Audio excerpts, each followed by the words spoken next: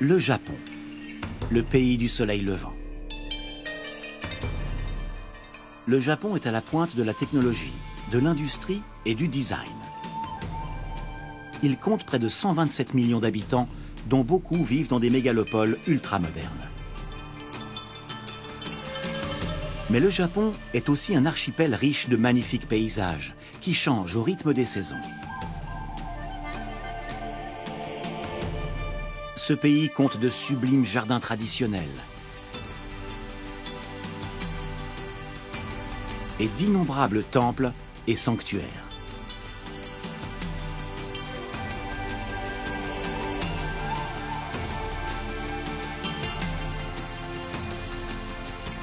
Les châteaux qui ont défendu pendant des millénaires ces seigneurs féodaux appelés shoguns veillent toujours sur ces villes.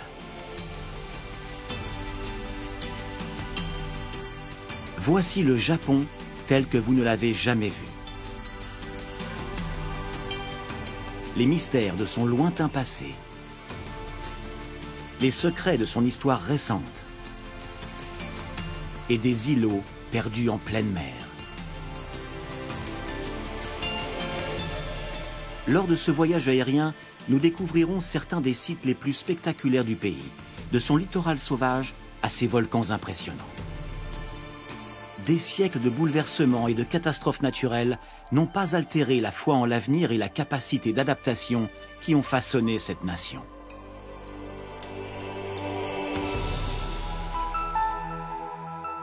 Le Japon est formé de 4 îles principales: Honshu,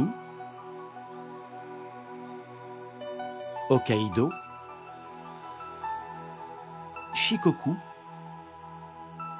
et Kyushu,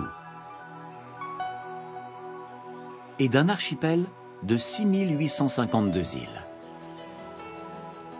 Notre voyage débutera à Tokyo, puis nous irons vers le sud-ouest et le port de Shimoda. Nous visiterons ensuite Nagasaki, une ville cosmopolite et ouverte sur le monde, et Kanazawa, avec son château magnifiquement préservé. Dans les îles Oki, nous verrons comment le Japon s'est détaché du continent eurasiatique. Et à Toyako, nous découvrirons les forces géologiques à l'œuvre sous les volcans en activité de l'archipel. Bienvenue à Tokyo, l'une des plus grandes villes du monde. L'agglomération compte plus de 40 millions d'habitants, soit 30% de la population du pays.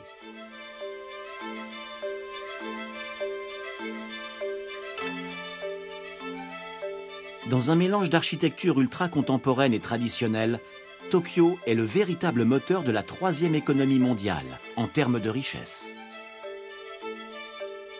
Depuis la reconstruction d'après-guerre, les gratte-ciel ont fait leur apparition dans la capitale nippone.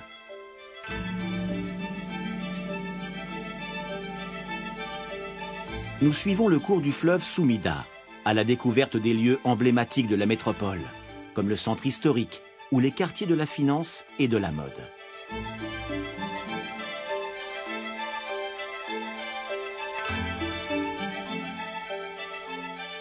Notre visite commence dans le quartier des affaires de Marunouchi. La plupart des terrains appartiennent au groupe Mitsubishi. Près d'un quart du PIB japonais est généré ici.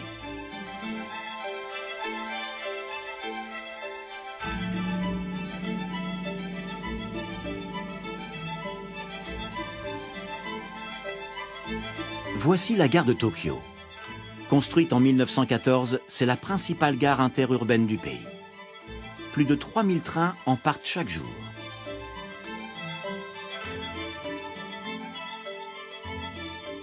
Détruite par un bombardement en 1945, la façade en briques a été reconstruite dans le même style l'année suivante, puis de nouveau entièrement restaurée en 2012. En 70 ans, la gare a été le témoin de la modernisation effrénée qui s'est emparée de la ville. Au Japon, la modernisation emprunte différentes voies, dont celle du sport. Inauguré en 1988, le Tokyo Dome est le stade des Yomiuri Giants, l'équipe de baseball locale. Surnommé The Big Egg, le gros œuf, il accueille aussi des stars mondiales en concert, comme les Rolling Stones ou Céline Dion. À l'est de la ville se trouve le vaste quartier de Shitamachi. Shitamachi était associé à la classe commerçante d'Edo.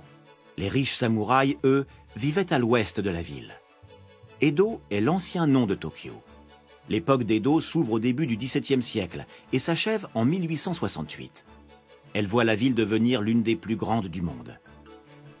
C'est dans le quartier d'Asakusa que les marchands d'Edo venaient faire des emplettes et se divertir. Voici le temple de Sensoji.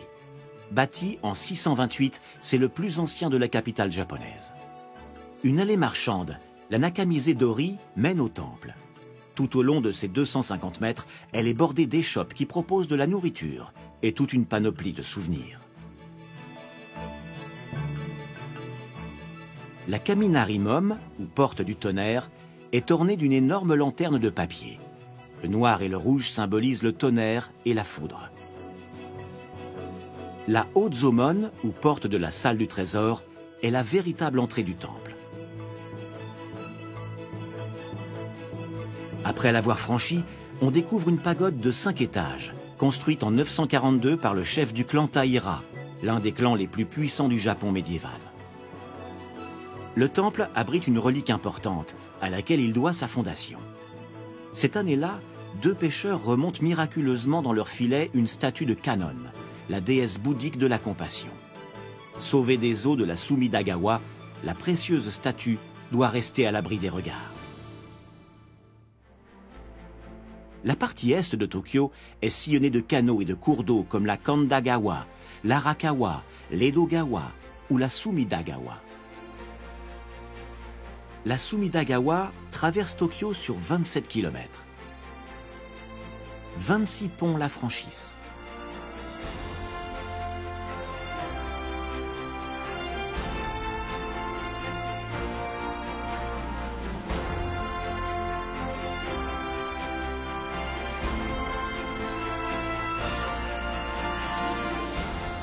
La Tokyo Skytree se dresse en bordure du fleuve.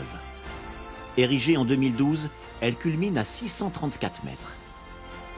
C'est la 2e structure autoportante la plus haute du monde.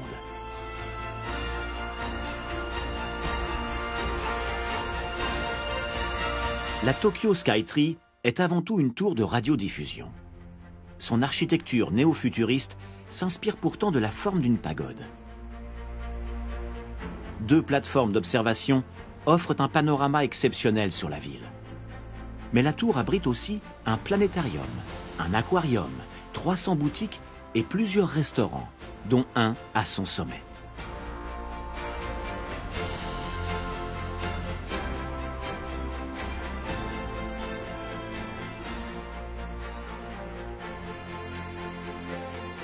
Dans le parc de Shiba, la tour de Tokyo est une attraction très prisée des touristes. Très nettement inspirée de la tour Eiffel, elle est un des symboles de la ville. La tour de Tokyo sert également d'émetteur radio d'urgence en cas de catastrophe nationale.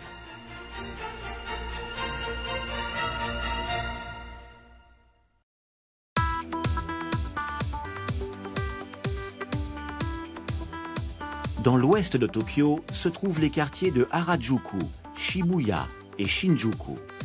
Ils forment le cœur commercial de la capitale.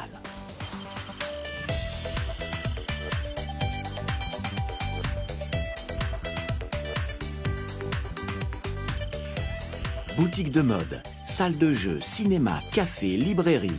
C'est un véritable temple de la consommation.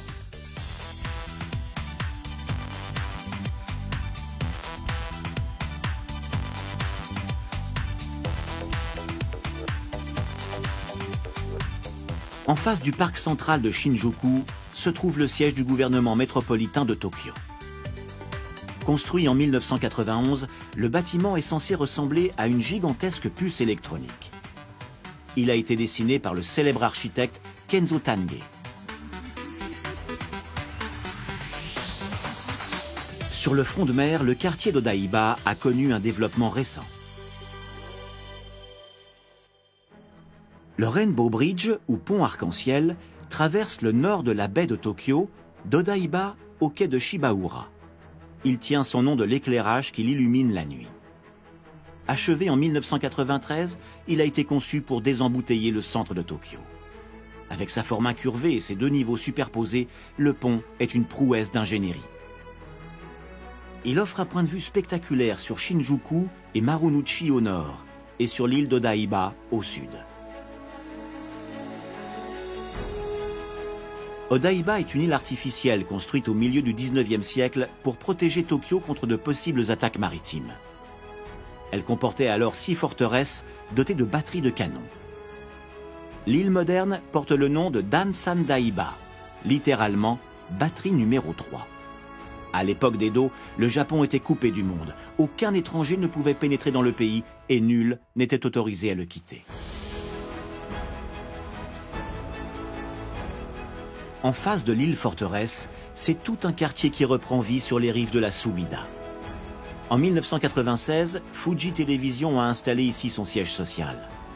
Dessiné par Kenzo Tange, il est reconnaissable à sa sphère, qui semble suspendue dans un jeu de mécano.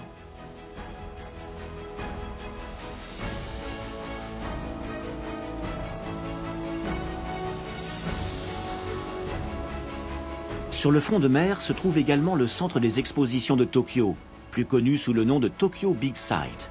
C'est le plus grand du pays. Il est reconnaissable à sa structure en pyramide inversée, qui culmine à 58 mètres de hauteur.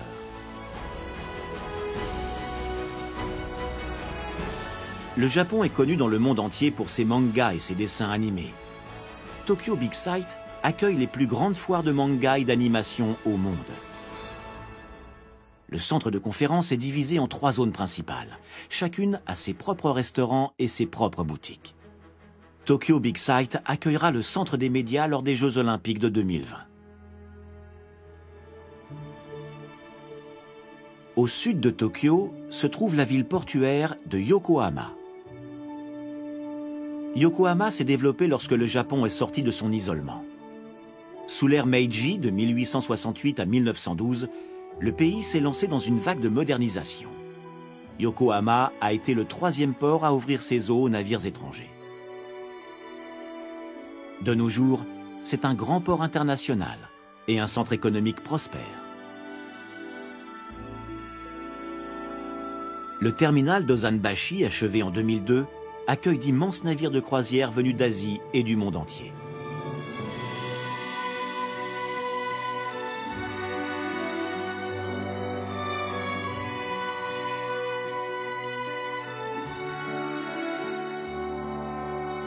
Ces magnifiques entrepôts de briques de l'ère Meiji étaient le siège des douanes pour la baie de Yokohama.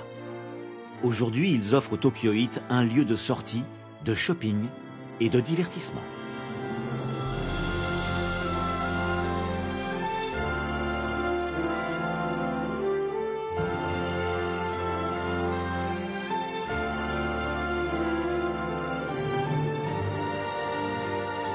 La tour marine de Yokohama est le 2e plus haut phare du monde après celui de Jeddah.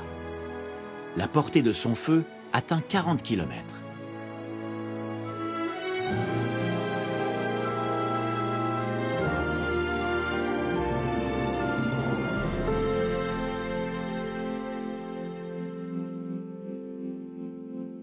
Lorsque la nuit tombe, Tokyo se métamorphose.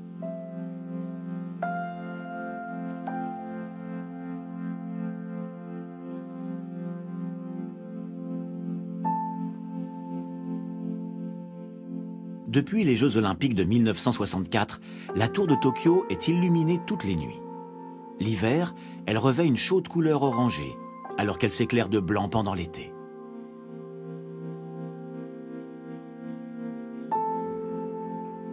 Mais la tour s'est déjà colorée en rose pour sensibiliser au cancer du sein. Elle s'est couverte d'étoiles pour représenter la Voie lactée. Et elle se pare souvent d'illuminations à l'occasion de Noël.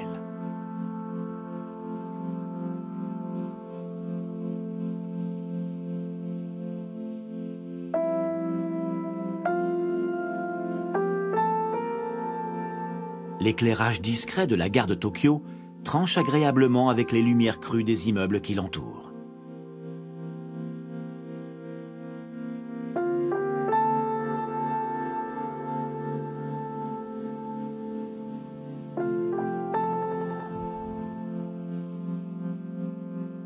Pour célébrer le 400e anniversaire du début de l'époque d'Edo, les principaux bâtiments du Sensoji, comme la pagode à 5 étages, la porte de la salle du trésor ou la porte du tonnerre, sont éclairés chaque soir.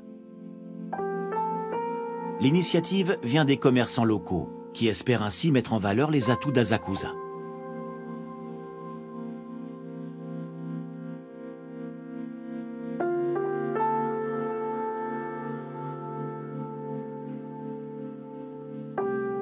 Le port de Yokohama se transforme en écrin pour les lueurs bleutées de sa grande roue.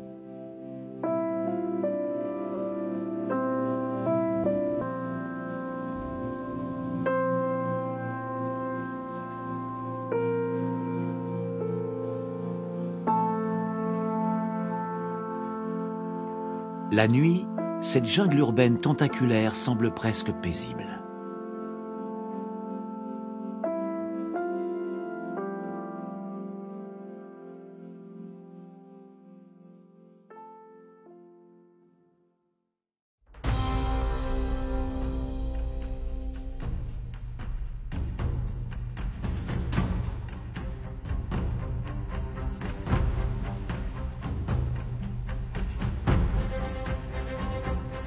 La baie de Tokyo couvre 1320 km². Elle borde les préfectures de Tokyo, Kanagawa et Chiba, du cap Kannon au cap Futsu.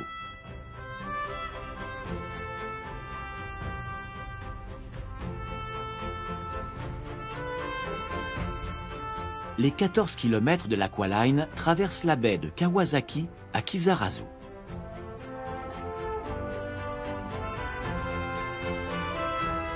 La route est composée d'un pont de 4400 mètres, le plus long du pays, et d'un tunnel sous-marin pour voitures de 9600 mètres.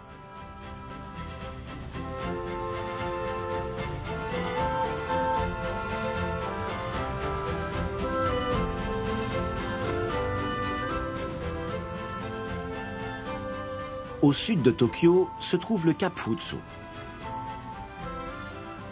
C'est ici qu'a été établie la toute première garnison destinée à défendre Tokyo d'une attaque venue de la mer.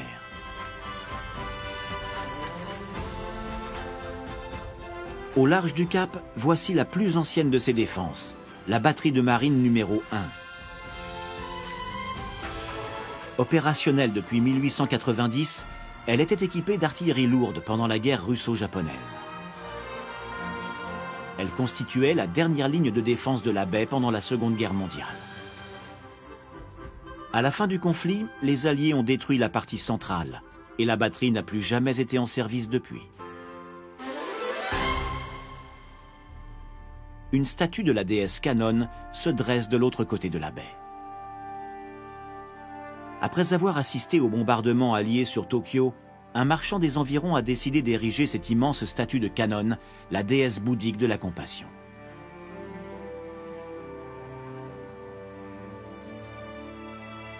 La statue mesure 56 mètres de haut.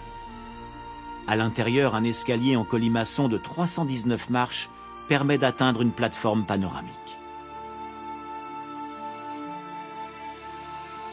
La statue est dédiée à tous les civils et militaires décédés lors d'un conflit armé.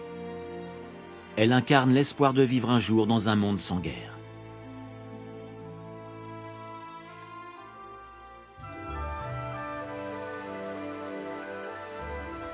De la baie de Tokyo, nous mettons le cap vers le sud-ouest, jusqu'à Shimoda.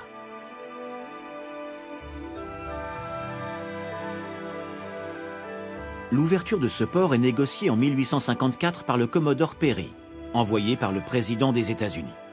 Il exige que le Japon ouvre ses frontières. Son atout, il commande une flotte de canonnières à vapeur, appelée bateau noir par les Japonais. L'arrivée de Perry marque la fin du shogunat Tokugawa. Le Japon renoue des relations avec ses voisins asiatiques et avec l'Occident, et entame une transition vers un système démocratique de style occidental.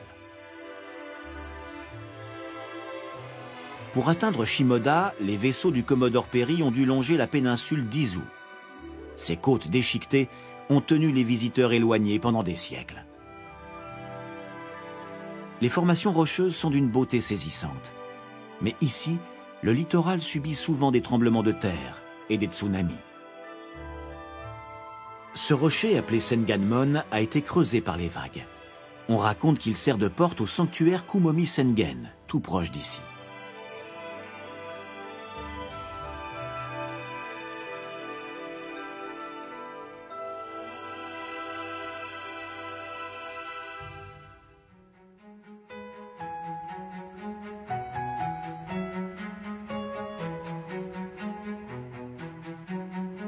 La péninsule d'Izu jouit d'un climat subtropical clément. Au printemps, le jaune du colza illumine le paysage. C'est d'ailleurs l'huile de colza qui éclairait Tokyo à l'époque d'Edo.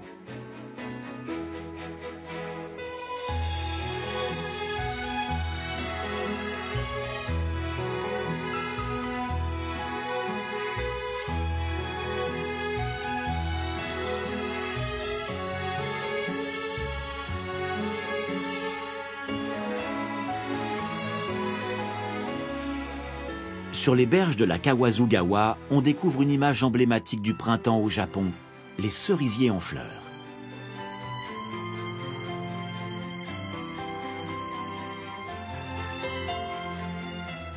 Ici, les cerisiers fleurissent plus tôt que n'importe où ailleurs dans le pays.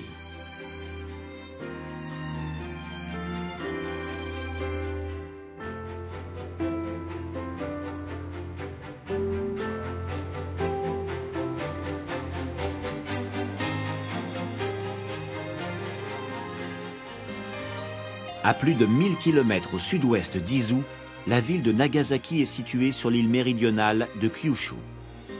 Cet ancien village de pêcheurs devient au XVIe siècle un port de commerce important grâce aux navires portugais et hollandais. Nagasaki est alors l'un des seuls points de contact du Japon avec le monde extérieur. Outre du tabac, des tissus ou même des pâtisseries, le commerce introduit dans le pays des livres, des œuvres d'art, de la technologie et amorce l'arrivée des missionnaires chrétiens. À l'ouest de Nagasaki se trouve le mont Inasa. Un téléphérique permet d'en atteindre le sommet à 333 mètres d'altitude. Un dôme offre une vue à 360 degrés sur la ville et les environs.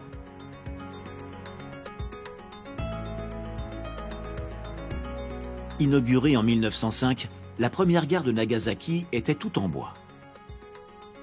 Gravement endommagée par la bombe atomique qui a frappé la ville en 1945, elle a été rapidement reconstruite tant les transports étaient cruciaux pour le redressement de la ville.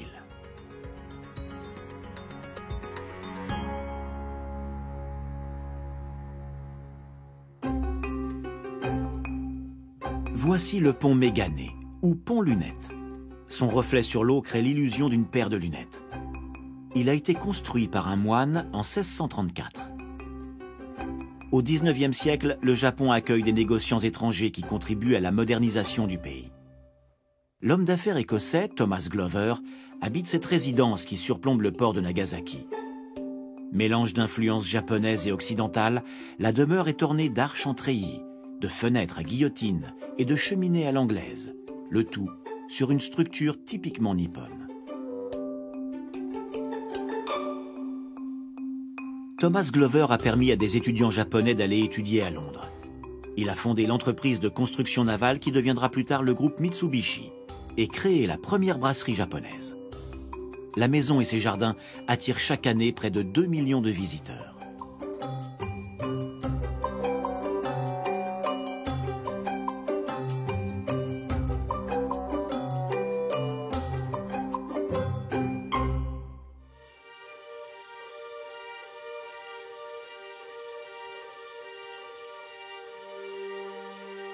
L'île d'Ashima révèle une face plus sombre de la modernisation japonaise. À partir des années 30, des travailleurs forcés coréens y sont envoyés pour exploiter son gisement de houille, qui appartient à Mitsubishi. Plus de 1300 hommes y ont péri d'épuisement ou dans des accidents. Quant à ceux qui tentaient de s'évader, ils étaient soumis à la torture. L'île est aujourd'hui abandonnée.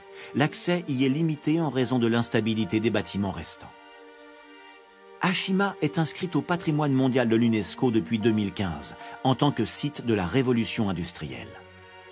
Le réalisateur Sam Mendes s'est provisoirement installé sur l'île pour le tournage de Skyfall, 23e opus de la série James Bond, sorti en 2012.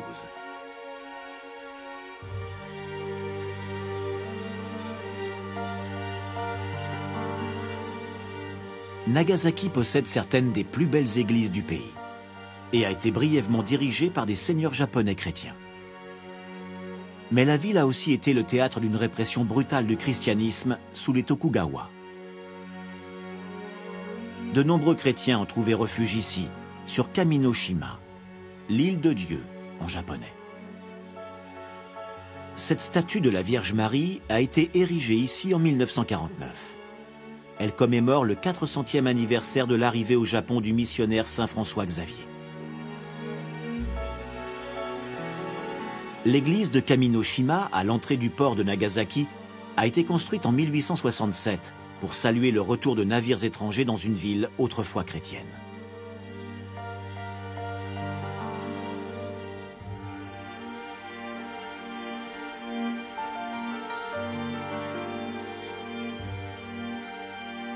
Le mur des 26 martyrs rend hommage aux chrétiens crucifiés en 1597 sur ordre de Toyotomi Hideyoshi, l'un des unificateurs du Japon. Pendant près de 3 siècles, jusqu'à l'ère Meiji qui débute en 1862, les habitants de Nagasaki ont dû marcher chaque année sur une image du Christ ou de la Vierge Marie pour prouver qu'ils n'étaient pas chrétiens. Parmi les 26 martyrs arrêtés et crucifiés en 1597, 20 étaient japonais, 4 venaient d'Espagne, 1 du Mexique et 1 des Indes.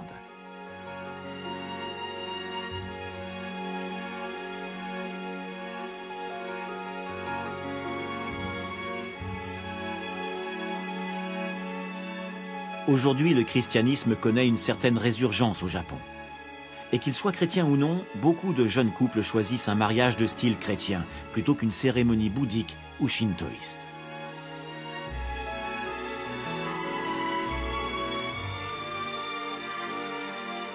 L'église d'Oura a été bâtie peu après la fin de l'isolement du Japon, en 1853. Elle serait la plus ancienne de l'archipel. Elle est l'œuvre de Koyama Hidenoshin, le maître charpentier à qui l'on doit la résidence de Thomas Glover.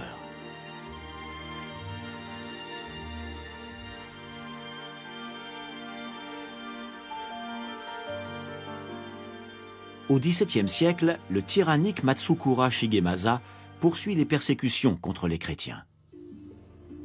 Il procède à des exécutions de masse et impose des taxes astronomiques pour construire cette imposante demeure, le château de Shimabara.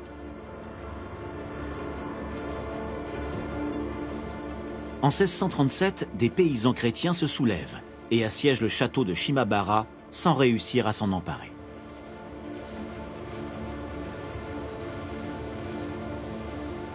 Plus tard, Matsukura Katsuye, en digne héritier de son père, perpétue sa politique draconienne à l'encontre des chrétiens. Sa brutalité précipitera sa chute. Il finira décapité. C'est le seul seigneur de son rang à être exécuté ainsi durant l'époque d'Edo.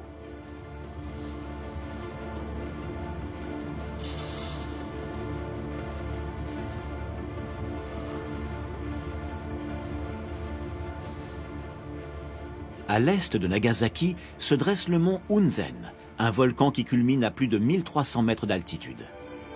Il est au cœur du plus ancien des parcs nationaux japonais.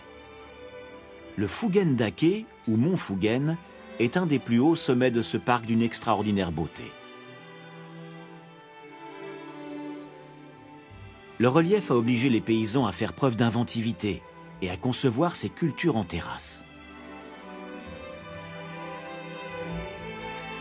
Aujourd'hui, Nagasaki est toujours célèbre pour ses castellas, des gâteaux apportés par les missionnaires portugais au XVIe siècle, mais aussi pour ses somen, de fines nouilles de blé.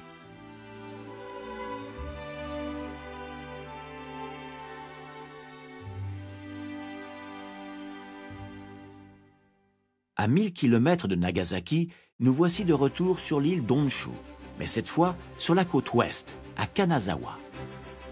Depuis 2014, Kanazawa est relié à Tokyo par le Shinkansen. Le train japonais à grande vitesse dessert la plupart des grandes villes du pays grâce à ses 2700 km de voies.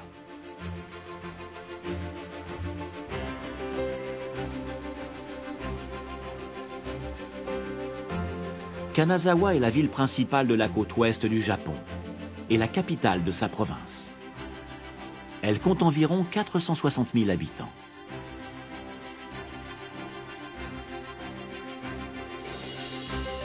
C'est la deuxième plus grande ville du pays, après Kyoto, à avoir échappé à la destruction lors des bombardements alliés. À l'époque d'Edo, la région de Kanazawa était la plus riche du pays après Tokyo. De grandes parties de la vieille ville existent toujours, comme le quartier des samouraïs de Nagamachi, ou encore celui des plaisirs de Higashichaya, dans lequel les geishas exerçaient leur talent. Le château de Kanazawa servait de place forte à Maeda Toshiie, un puissant seigneur du XVIe siècle qui a permis à la ville de prospérer.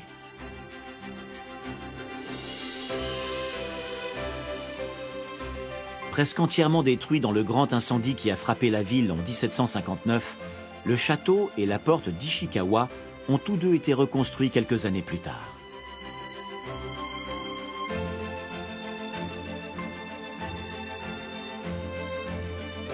La porte d'Ishikawa se dresse à l'est du château, dont elle fait désormais partie.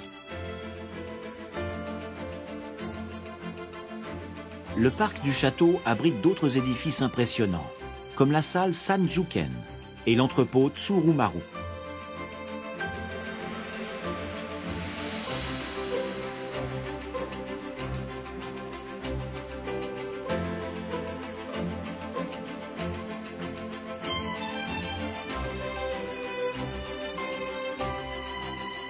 Jusqu'en 1989, l'université de Kanazawa était installée ici, et les étudiants pouvaient profiter des pelouses et des bosquets du parc environnant.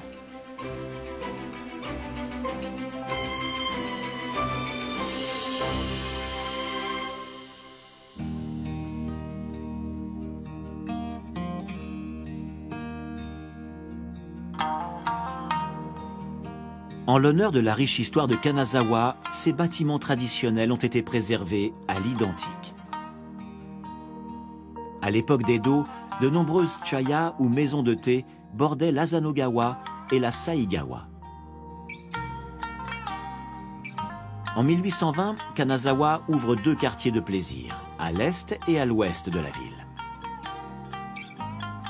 De nos jours, on peut encore entendre retentir le long des berges le shamisen, l'instrument de musique traditionnel des geishas. Le quartier d'Higashichaya est celui qui rassemble le plus de maisons de thé, et c'est l'endroit idéal pour une promenade au soleil couchant.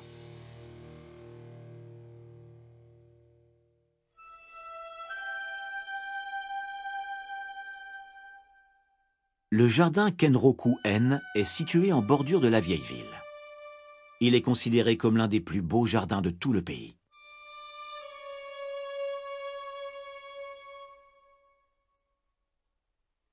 On dit que l'étang central, le Kazumiga-ike, rappelle l'infini de l'océan. Kenroku-en est doté des 6 attributs qui caractérisent le jardin idéal: l'espace, la sérénité, la subtilité, l'antiquité, l'eau et le panorama.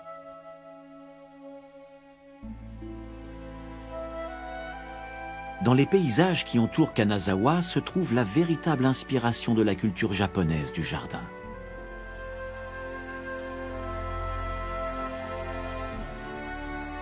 Au nord-est de Kanazawa, dans la vallée de l'Emekawa, voici le lac Shiraike. Son nom signifie « étang de blancheur », car à la fonte des neiges, il devient d'un blanc laiteux.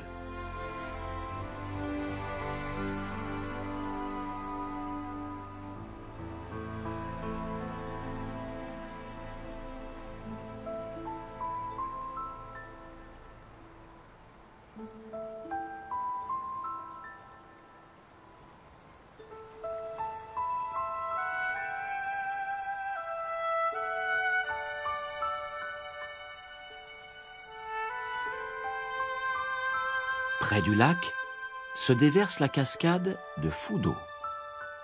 On raconte qu'une divinité dragon réside au pied de la chute. Un sanctuaire lui est consacré.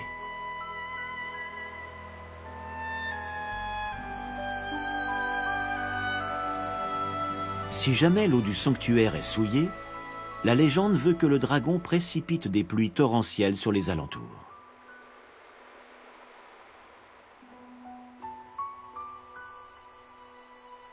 Selon le shintoïsme, la force de vie qui donne santé et équilibre au corps et à l'esprit est celle qui est à l'œuvre dans la nature.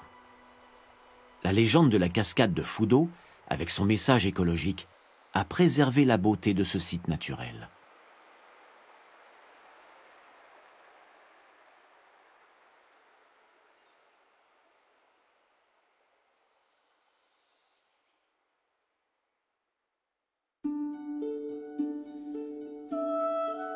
Les sanctuaires de ce type abondent sur la côte nord du Japon. De nombreuses divinités aquatiques viennent de l'image de Benten, la déesse japonaise de l'amour, de la beauté, de l'eau et de la prospérité. Comme l'archipel japonais lui-même, Benten est faite de lave, de roches et de cendres volcaniques. Elle est aussi la déesse protectrice des voyageurs.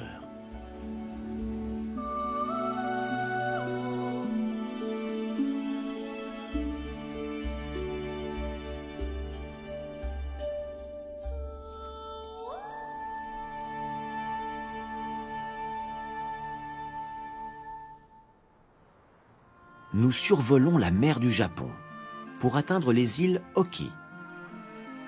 C'est là que l'archipel japonais était relié à la masse continentale eurasiatique, il y a plus de 15 millions d'années.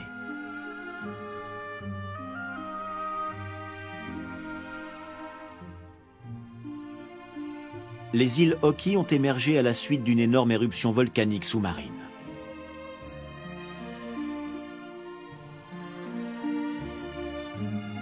Le littoral est bordé d'étranges formations rocheuses. Beaucoup ont été comparés à des statues de Bouddha.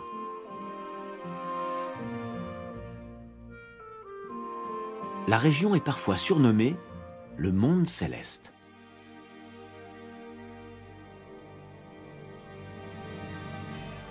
Dans la mythologie japonaise, un couple divin, Izanagi et Izanami, a agité une lance ornée de joyaux au-dessus de l'océan. Les gouttes d'eau tombées de la pointe ont créé les premières îles de l'archipel japonais. On sait aujourd'hui que le Japon a été formé beaucoup plus lentement par les mouvements des plaques tectoniques. Sa position sur la ceinture de feu du Pacifique le rend vulnérable au séisme et aux éruptions volcaniques.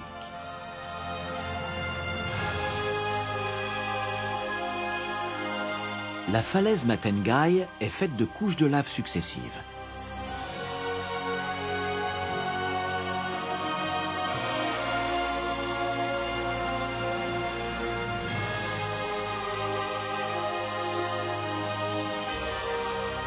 La lave en fusion a jailli du sol, avant de se solidifier pour former cette spectaculaire falaise qui domine la mer du haut de ses 257 mètres d'altitude.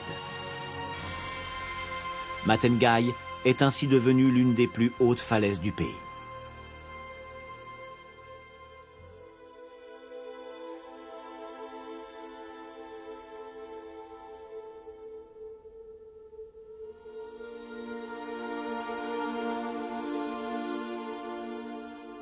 Il y a moins de 50 ans, l'île de Nishino n'était que la partie émergée d'un volcan sous-marin. Mais en 1973, une éruption forme un nouvel îlot qui rejoint progressivement Nishino et l'agrandit. En 2013, une nouvelle éruption quadruple la surface de l'île.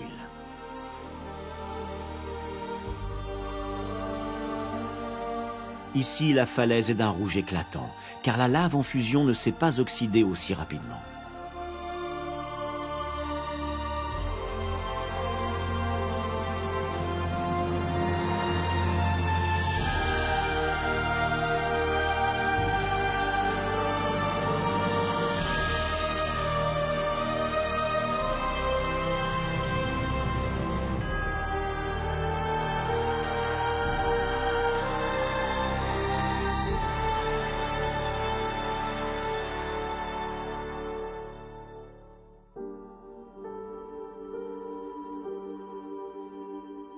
Sur l'île d'Ogo, le barrage de Choshi a été construit pendant le boom économique des années 60 et 70.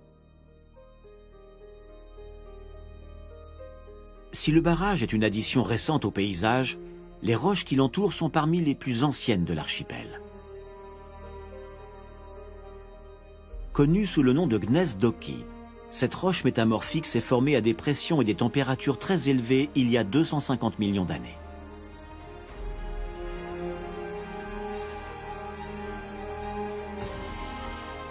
Les montagnes du nord-est de l'île sont elles aussi en gneiss d'Oki.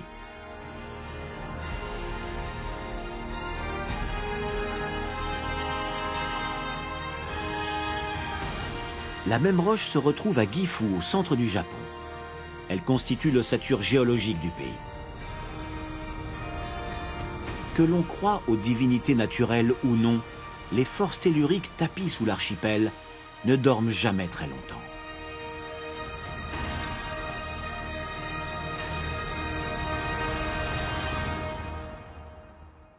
Nous nous dirigeons maintenant vers Toyako, sur l'île septentrionale d'Hokkaido.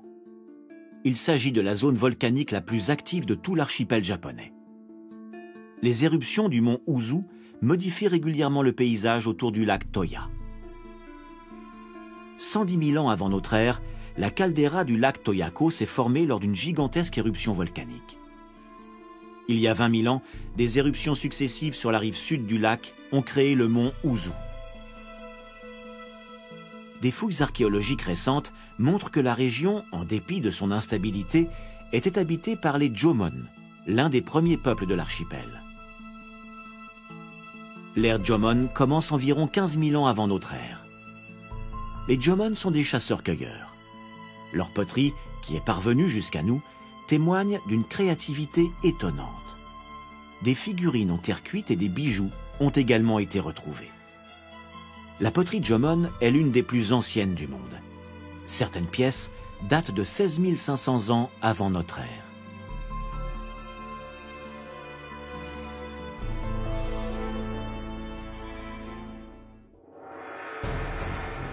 La zone du mont Uzu est toujours sujette à de fréquentes éruptions.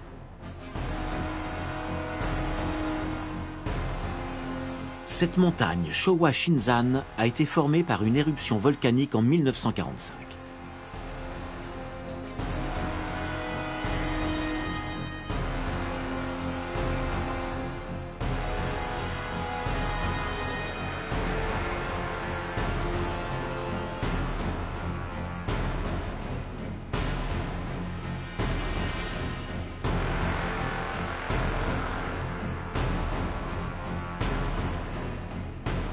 Au même moment, une série de violents tremblements de terre a dévasté la campagne environnante.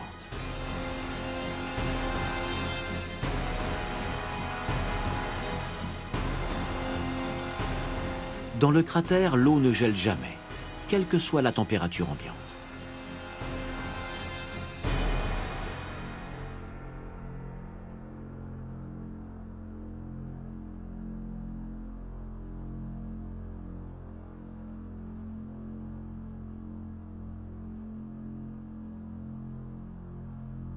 Le Japon doit à cette activité volcanique les milliers de sources chaudes ou onsen disséminées dans tout le pays.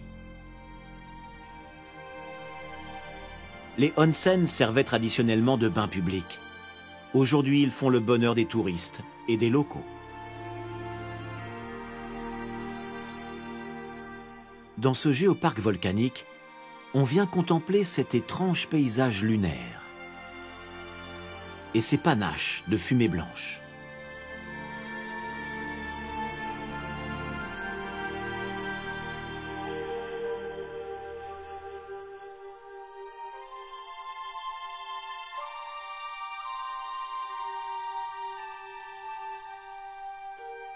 Des visiteurs se sont vus rappeler la terrible puissance destructrice de ce paysage désolé.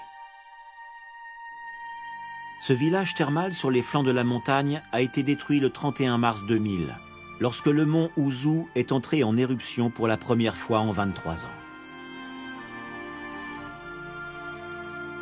Des fumées blanches et des cendres se sont dispersées sur un large périmètre.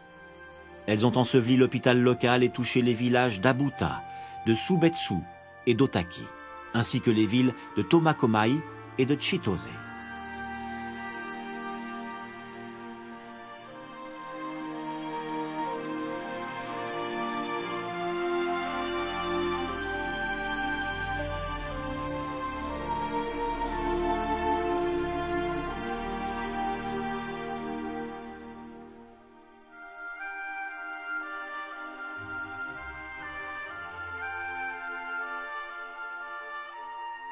Les contreforts du volcan ont été conservés en l'état depuis la catastrophe. Le Japon est un archipel volcanique et son histoire est marquée par les tremblements de terre et les éruptions. Mais face à ces catastrophes naturelles et à cette incertitude permanente, les Japonais ont toujours su faire preuve d'espoir et d'ingéniosité.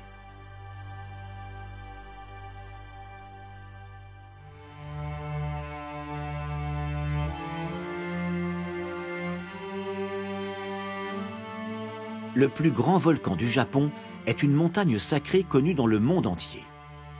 Avec ses 3776 mètres, le mont Fuji est le point culminant de l'archipel. Il est situé sur l'île principale d'Honshu, à une centaine de kilomètres au sud-ouest de Tokyo. Au pied du mont Fuji se trouve le sanctuaire d'Arakurayama. La pagode Chureito est un mémorial pour la paix élevé ici en 1963. Le sanctuaire lui-même date de l'an 705 de notre ère. C'est l'un des 1300 sanctuaires construits en l'honneur de la divinité du mont Fuji. 3 arbres sacrés tout proches sont vieux de plus de 1000 ans.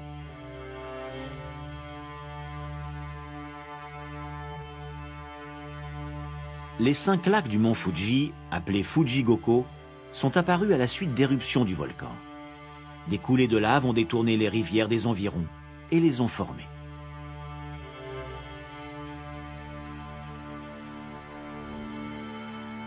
Ces maisons japonaises traditionnelles en bord de lac ont été récemment restaurées.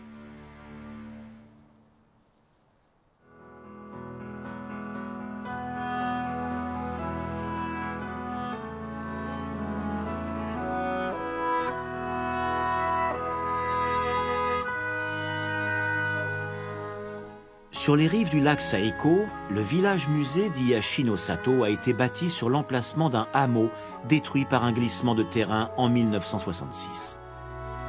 Une vingtaine de demeures traditionnelles servent de boutiques ou de restaurants.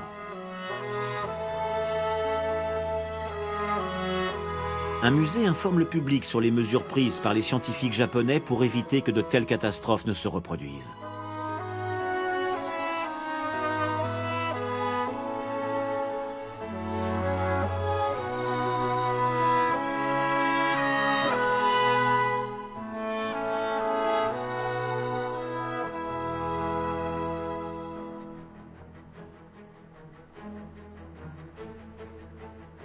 Deux fois par an, entre décembre et février, le soleil levant ou couchant se place juste au-dessus de la cime du mont Fuji et semble sortir de la caldeira ou s'y déposer.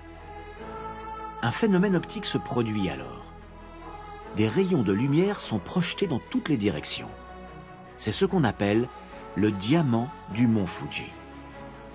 Le volcan a connu sa dernière éruption en 1707. Mais son activité sismique récente indique qu'il pourrait se réveiller. Nul ne peut savoir quand cela surviendra. En attendant, nous ne pouvons qu'admirer l'extraordinaire beauté du mont Fuji.